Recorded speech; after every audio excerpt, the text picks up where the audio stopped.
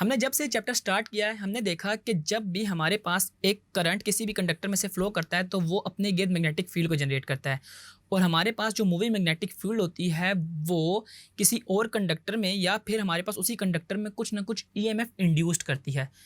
और हमारे इस टॉपिक में हम इसको डिटेल में देखेंगे। तो आइए स्टार्ट करते हैं अपना next topic that is induced EMF. देखें, फैराडे ने ये चीज़ सबसे पहले बताई थी कि whenever a conductor is placed in a varying magnetic field, varying magnetic field का मतलब है changing magnetic field, EMF is induced in the conductor and this EMF is called induced EMF।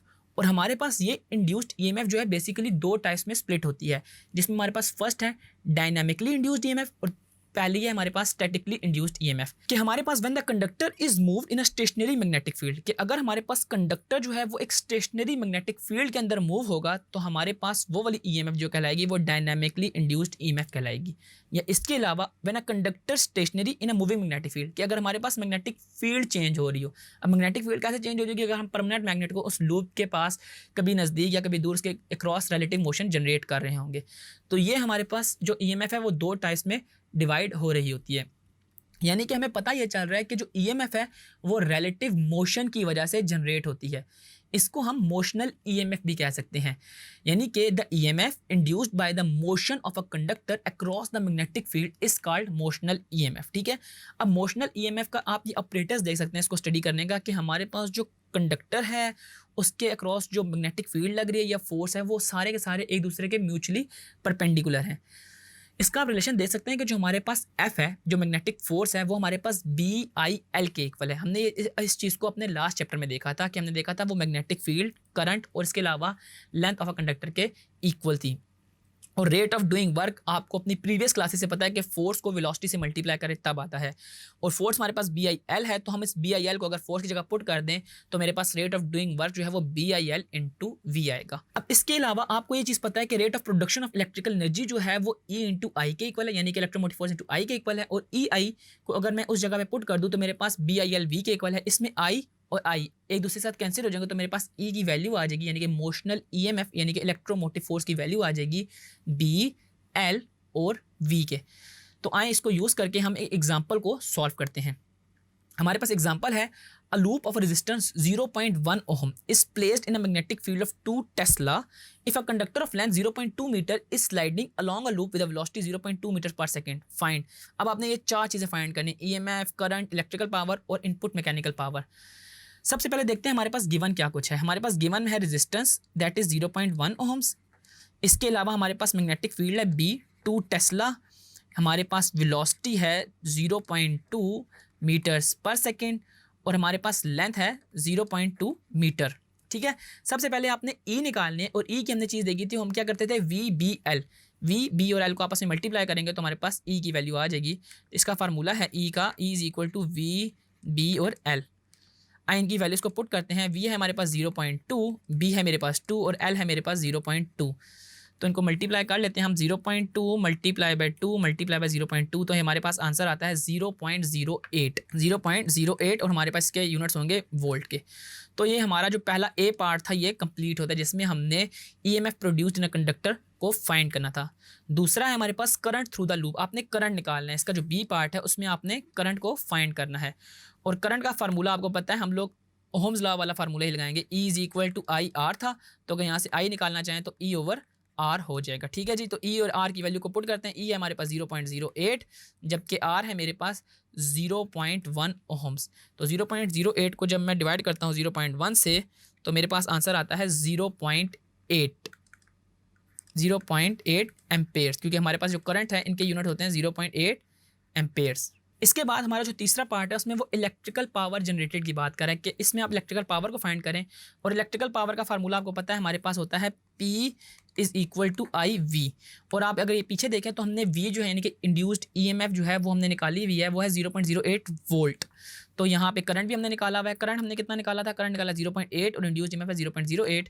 तो इनकी वैल्यूज को पुट करते हैं, 0.8 multiply by 0.08, तो हमारे पास आंसर क्या आता है 0.064। यानी कि हमारे पास जो पावर आई है वो 0.064 और इसके यूनिट्स हमारे पास वॉट्स में होंगे। ठीक है जी, तो हमारे पास पावर हमने निकाल ली जो कि हमारे पास इलेक्ट्रिकल पावर जनरेटेड थी। इसके बाद है हमारे पास इनपुट मैकेनिकल पावर। और इनपुट मैकेनिकल पावर हम लोग निकालते हैं P is equal to F dot V से, P is equal to F dot V, और आपको ये चीज़ पता है कि हमारे पास V गिवन है, इसमें हमें F नहीं गिवन, तो हम F इसमें फाइंड कर लेंगे। और F का फार्मूला है हमारे पास F is equal to B I और L। हमारे पास B भी गिवन है, I भी गिवन है और L भी गिवन है। हम इसके ज़रिए पहले फोर्स निकाल लेंगे और उस फोर्स को इस P is equal to F dot V में पुट करके पावर भी निकाल लेंगे। तो आए B की वैल्यू को पुट करते हैं। B की वैल्यू हमारे पास थी 2, करंट था हमारे पास 0.8 एम्पेयर और हमारे पास जो लेंथ थी 0.2 मीटर थी। तो इसको हम पुट करते हैं इसके अंदर, 2 इंटू 0.8 इंटू 0.2, तो हमारे पास आंसर आता है 0.32 और हमारे पास फोर्स के न्यूटन होंगे। इसको पुट करते हैं तो एफ डॉट वी 0.32 और वेलोसिटी मेरे पास थी 0.2 मीटर्स पर सेकेंड, 0.2 मीटर्स पर सेकेंड। इसको मल्टीप्लाई कर लेते हैं, मल्टीप्लाई बाय 0.2 से, तो हमारे पास आंसर आता है 0.064 वाट। तो ये आपने देखा कि कैसे हमने इसकी पावर को फाइंड किया, जो हमारे पास इलेक्ट्रिकल पावर थी और इसके अलावा जो इनपुट मैकेनिकल पावर थी। अब जो हम टॉपिक स्टार्ट करने लगे वो है हमारे पास self induced EMF. Self induced EMF हमारे पास ईएमएफ से ही है रिलेटेड कि अगर हम एक कॉइल हो और उस कॉइल में कुछ ना कुछ हम लोड लगा दें तो उस लोड की वजह से तो उस कॉइल में एक ईएमएफ जनरेट होगी और वो कॉइल खुद अपने लिए भी एक इंड्यूस्ड ईएमएफ जनरेट कर रहा होगा जो उसी के इफेक्ट को अपोज कर रही होगी, ठीक है। And this self induced EMF is defined as the EMF induced in a coil due to the change of its own flux linked with its called self linked EMF या self induced EMF, ठीक है जी। अब यही हमारे पास self inductance भी होता है कि the property of a coil that opposes any change in the amount of current flowing through it is called its self inductance और इंडक्टेंस, या फिर हम इसको इंडक्टेंस भी या सेल्फ इंडक्टेंस कह रहे होंगे। आए इसको एक डेरिवेशन से हम समझते हैं। आपको ये चीज़ पता है हमारे पास जो ईएमएफ थी उसको हम डिफाइन कर रहे थे n into delta phi over delta T से, और अगर मैं यहाँ पे डेल्टा ओवर डेल्टा टी को बाहर लिख लूँ तो n डेल्टा फाई के साथ मल्टीप्लाई हो रहा होगा। और जो हमारे पास ये चीज़ हमने अपने पहले टॉपिक में, इस चैप्टर के पहले टॉपिक में सीखी थी, ये जो एन फाई है ये करंट के डायरेक्टली प्रोपोर्शनल है कि अगर हम करंट को या एन फाई को बढ़ा देंगे तो करंट बढ़ेगा, या अगर करंट को बढ़ाएंगे तो हमारे पास एन फाई बढ़ रहा होगा। और ये चीज़ भी आपको पता है कि ई जो है वो डायरेक्टली प्रोपोर्शनल है चेंज इन करंट के करंट को जितना चेंज करेंगे तो उसके अंदर इंड्यूस्ड ईएमएफ ज़्यादा चेंज हो रही होगी। प्रोपोर्शनलिटी को रहेंगे तो वहाँ पे कांस्टेंट आ जाएगा। और ये चीज़ आप देख सकते हैं हम कांस्टेंट एल यूज़ कर रहे हैं और यही कांस्टेंट एल जो है हमारे पास सेल्फ इंडक्टेंस कहला रहा होता है। आप लिख सकते हैं where L is a constant called self inductance, ठीक है जी। आपने देखा कि हमारे पास एक जो सेल्फ इंडक्टेंस वाला हमने ईएमएफ निकाली वो थी E is equal to L delta phi over delta T, और हमारे पास इससे पहले जो हम पढ़ते हुए आते हैं वो मैग्नेटिक फ्लक्स यानी कि चेंज इन फ्लक्स लिंकेज को, जिसमें हमने पढ़ा था कि N phi over delta T के इक्वल था।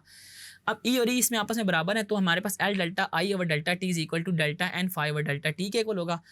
और अगर मैं इनको आपस में कंपेयर करूँ तो मेरे पास L I is equal to N phi आ जाएगा, क्योंकि डेल्टा टी और डेल्टा टी आपस में कैंसिल हो जाएंगे, डेल्टा डेल्टा भी कैंसिल होगा, तो मेरे पास L I is equal to N phi आ जाएगा। और यहाँ से मैं इजीली सेल्फ इंडक्टेंस फाइंड कर लूँगा, एल जो है मेरे पास एन फाई ओवर आई के इक्वल। तो अगर आपके पास पेपर में सेल्फ इंड्यूस्ड ईएमएफ का क्वेश्चन है तो आपने उसको डिफाइन करना और इसके बाद आपने इसकी छोटी सी मैथमेटिकल फॉर्म बताना है कि कैसे हम लोग एल को फाइंड करते हैं in terms of their numbers of turn, इसके अलावा फ्लक्स लिंकेज, और इसके अलावा हमारे पास करंट पे जो मैग्नेटिक फ्लक्स, हमारे पास जो सेल्फ इंड्यूस्ड ईएमएफ है वो हमारे पास इन तीन चीज़ों के ऊपर डिपेंड कर रही होती है। अक्सर पेपर में ये क्वेश्चन भी आता है कि हमारे पास जो सेल्फ इंड्यूस्ड ईएमएफ है ये किन किन फैक्टर्स पे डिपेंड कर रही होती है, तो आपने बता देना है shape and the number of turns and relative permeability of the material surrounding with the coil, यानी कि हमारे पास जो रिलेटिव परमेबिलिटी उसके ऊपर भी डिपेंड कर रही होती है। और तीसरा हमारे पास जो उसका rate of change of flux है delta phi over delta T, इसके ऊपर भी हमारे पास जो इंड्यूस्ड ईएमएफ यानी कि जो सेल्फ इंड्यूस्ड ईएमएफ है वो इस पर डिपेंड कर रही होती है। तो ये था हमारा टॉपिक जिसमें हमने देखा कि इंड्यूस्ड ईएमएफ क्या होती है, इसकी टाइप्स देखी और इसके अलावा हमने सेल्फ इंडक्टेंस को डिटेल में सीखा।